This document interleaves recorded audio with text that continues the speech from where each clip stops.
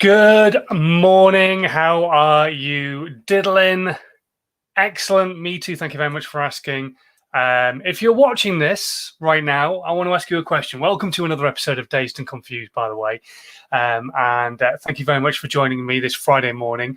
I set this to go live at 11:40 a.m. For some reason, it's saying it's p.m. It definitely wasn't. It was 11:40 a.m. I remember changing it. So that's one thing. The other thing is it's gone a bit weird. And I'm live on two channels, basically. I can add myself stream twice. So I don't really know what's going on. So hopefully you are able to hear me.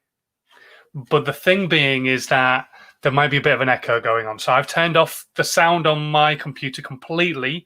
So I'm not hearing myself coming back because it's almost like I'm broadcasting to myself, which is a bit weird. But anyway, shall we start again? Hello and welcome to another episode of Dazed and Confused. Thank you very much for joining me this morning. It is Friday. It's almost the weekend. I do apologize if there is weird sound going on this broadcast. Hopefully there's not. There's a weird abnormally thing going on with StreamYard today. Not sure what it is. I'm fairly certain it's my fault, because my computer kind of went a bit weird a minute ago, but whatever. We are now live. We're here to answer your questions about social media, about video, whatever your questions might be. Chuck them into the comments. Whatever platform you're watching on, I will get to see them, be it Twitter, Periscope, YouTube, any of the Facebook groups. Stick them into the comments and we can have a chat about whatever your questions might be. Those burning questions that are sticking in the back of your head at the moment. You're like, wow, what do I do about that? What do I do about this? Stick them into the questions, stick them into the comments, and we'll do our best to answer them. And if you're watching on the replay right now or listening to the podcast, you can email me your questions, or if you're watching the replay on the video, go into the comments, just put hashtag replay, and then type your question in that way instead, and we can get to the questions that way as well. Okay, so what are we going to be talking about today? Well, today is Bring Your Manners to Work Day. So many people forget to bring their manners anywhere in this day and age, especially to the world of social media. We have so many people right now. There are trolls on all different types of content, stuff where you're just like, why are you trolling? This is just not human. And other things where you're just like, it's funny, but what's the point? And trolls just are, for those who don't know what a troll is, are people who will come to your content and just try to belittle it or belittle you or take something away from it rather than actually allow you to just get on and create your content and give value. And if you've got a troll, actually, it means you've made it, because there's a very good chance that they wouldn't have found your content otherwise, because they're not your customer. And that's the first thing to kind of remember really about trolls, is they aren't your customer. They're not there to buy from you. You're not aiming your content at them. They just happen to have found your content and are consuming it. So if you're getting a troll who's consuming your content on a regular basis, there's lots of ways to look at it. And I'm going to go across a few of those. But just generally on social media, you always need to bring your manners. You always need to bring your P's and Q's. And I don't mean going on there and not swearing or going on there and not being yourself. That's not what I'm talking about.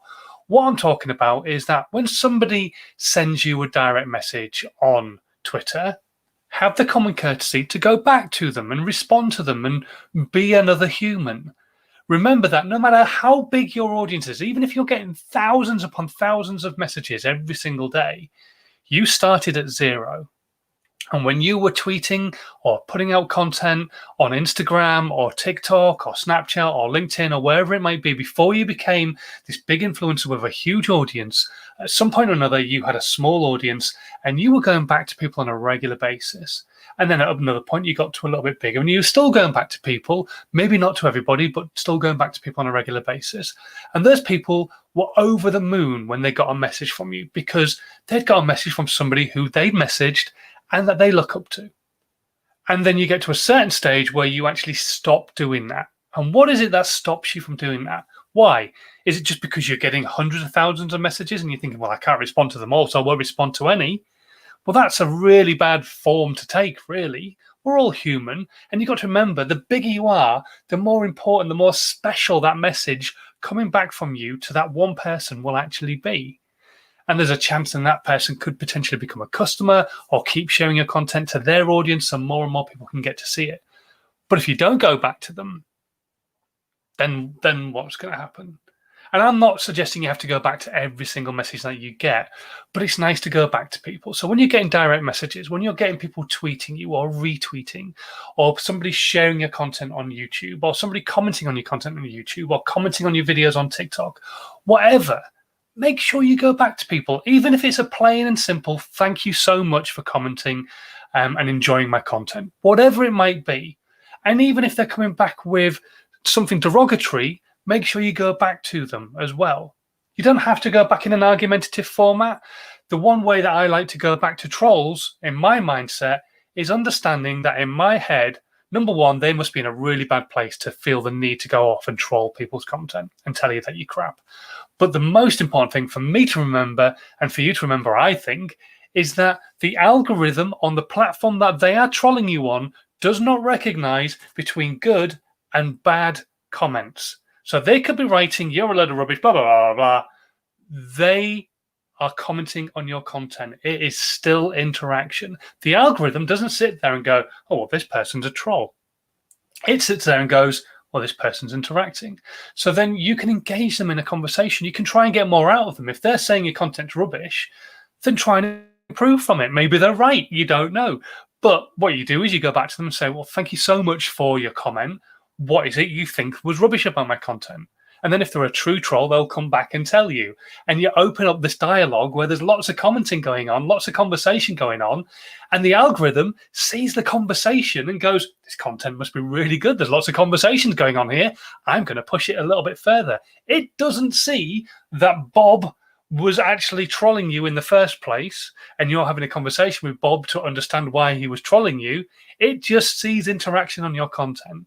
So in your head, you've got to remove yourself from this point of view of, oh no, somebody's trolling me and they hate me and they don't like me. As long as they're not getting horrifically personal, then just dive back in there and comment back to them, or what have you. Don't get arsey with them. Don't go down to their level. Don't stoop to their level, but respond to them. Build that level of communication so that there is either a potential that you turn them around and they start liking your content, or that they keep having a conversation with you and your content keeps getting pushed further and further and further. This is how I like to kind of work with a troll, because I just look at their content on my content, like their comments and stuff like that, as interaction with my content. It's helping my content reach a wider audience.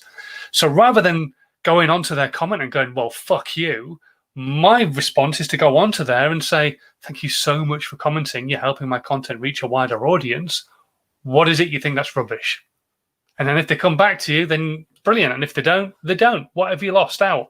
I mean, another ethos I live with in my head, but I know this one's not as easy for people to kind of get around sometimes, is that it's none of my business what anybody else thinks of me. So anybody watching this piece of live content right now might be thinking, what on earth is this guy doing? I've known him for years. He just looks like a dick. What a plonker.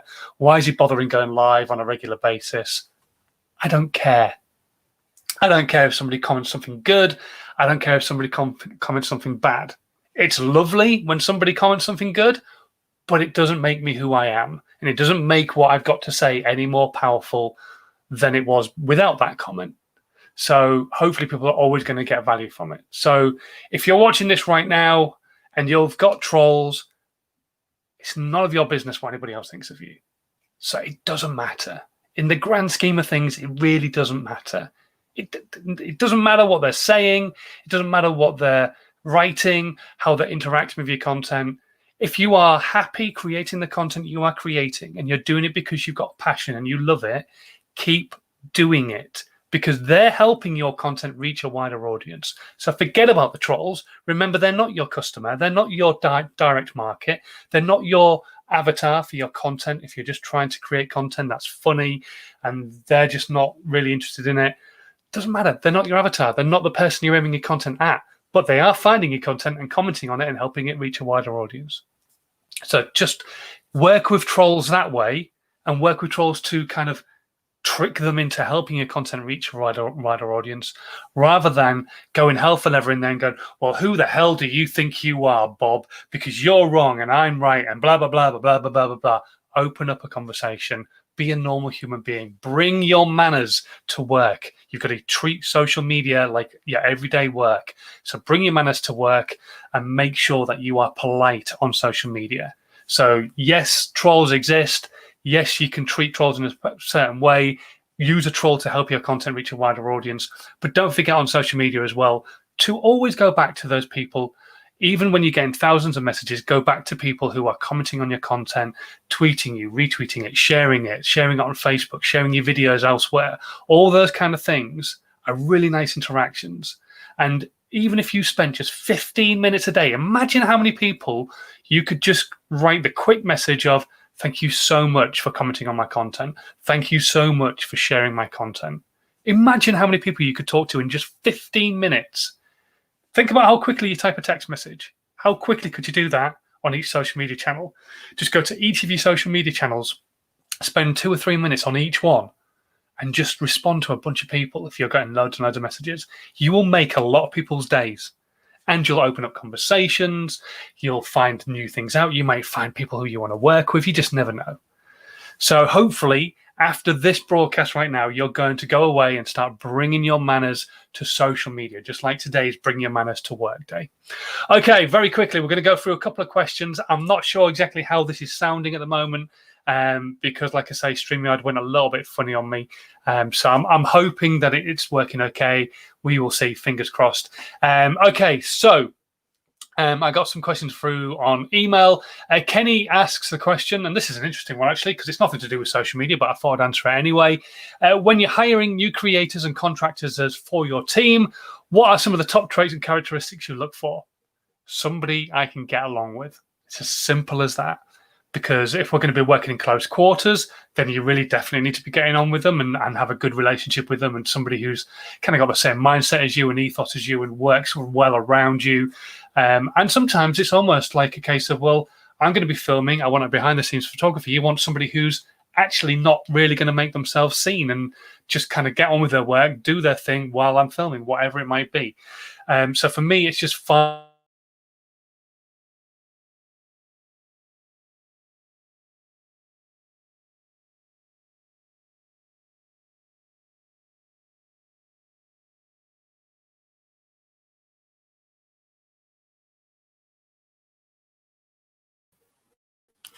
I think we're back. Hopefully we'll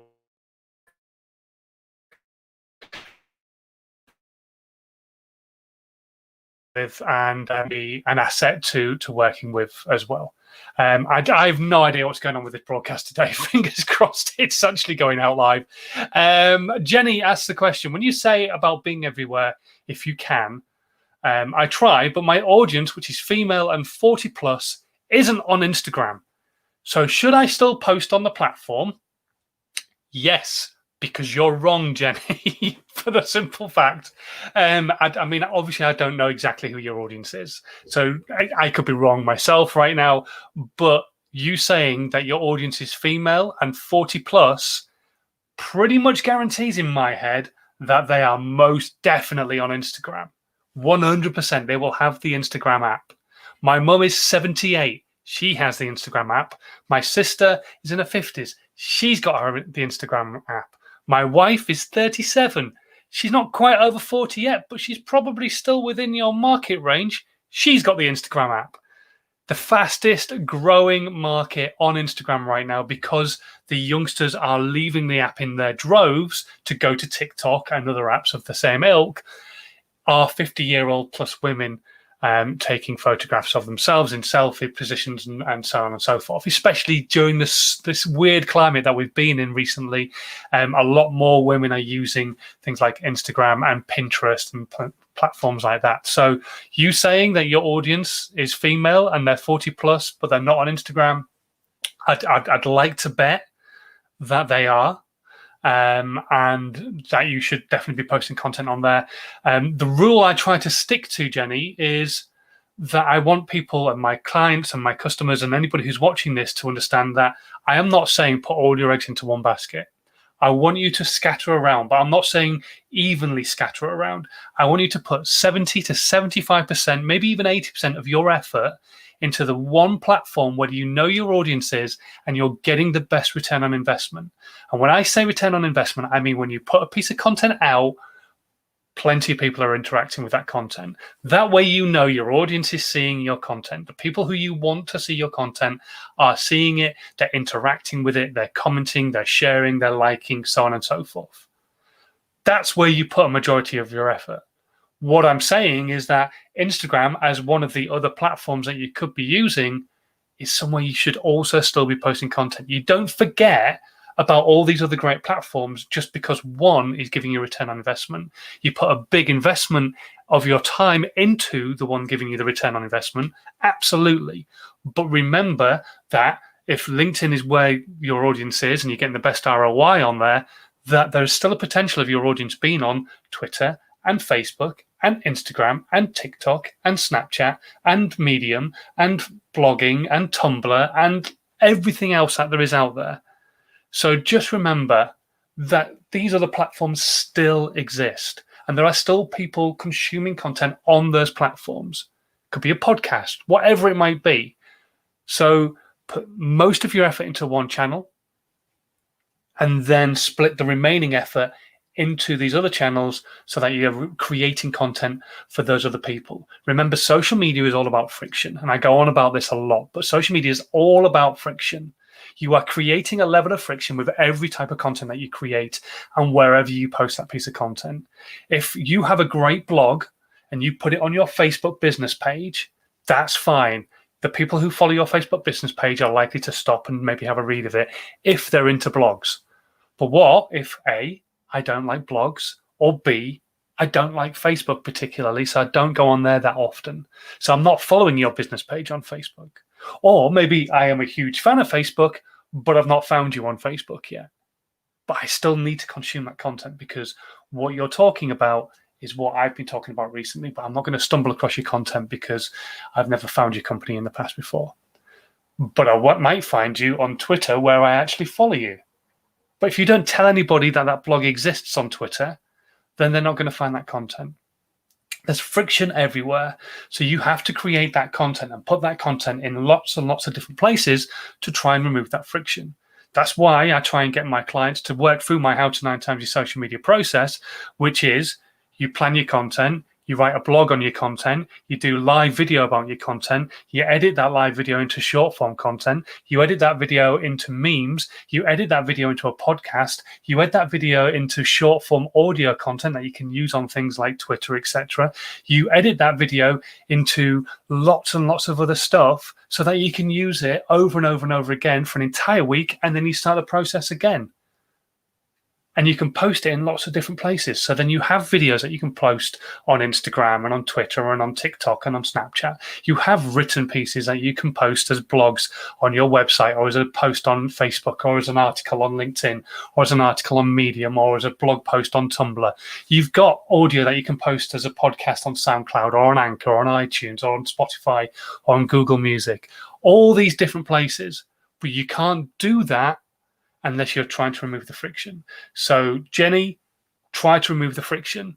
As much as you're convinced your audience isn't on Instagram, number one, I pretty much bet they are, knowing who they are. But even if it's a smaller audience than where your normal return on investment is, still, yes, you should be posting content there. You just don't put as much effort into posting on Instagram as you would where you're going to get the most return on investment from your social media posting. Okay. Hopefully you've got some value from that, Jenny, and that makes sense, fingers crossed. I'm apologizing right now if this has been a bit of a weird mishmash sound when you've been listening to it. Like I say, StreamYard's gone a little bit funny on me today. I think it was my computer that went funny and then caused StreamYard to go funny. But anyway, thank you so much for those of you who have tuned in and out through the broadcast. It kind of makes me think that it has gone a bit weird. But anyway, thank you for watching. If you are brand new and you've never watched any of my content before, please hit the subscribe button on whatever platform you're watching on. Let me know that you're out there as well by commenting while you're watching on the replay, make sure you put hashtag replay into your comments. And if you're listening on the podcast, you can drop me any questions you want. Go into the description box below and click on my email address and send me an email. And we'll do our best to answer as many of your questions as we can in the next live, which will be on Monday when I am back officially on daddy daycare duty as well. So it should be an interesting one. Until then, though, have a great rest of your weekend. Thanks ever so much for watching, like I say, and stay safe. It's still weird out there. It's still an odd situation. And yeah, I want to see as many of you come back to the broadcast on Monday. So have a good weekend, and I'll see you then. Bye.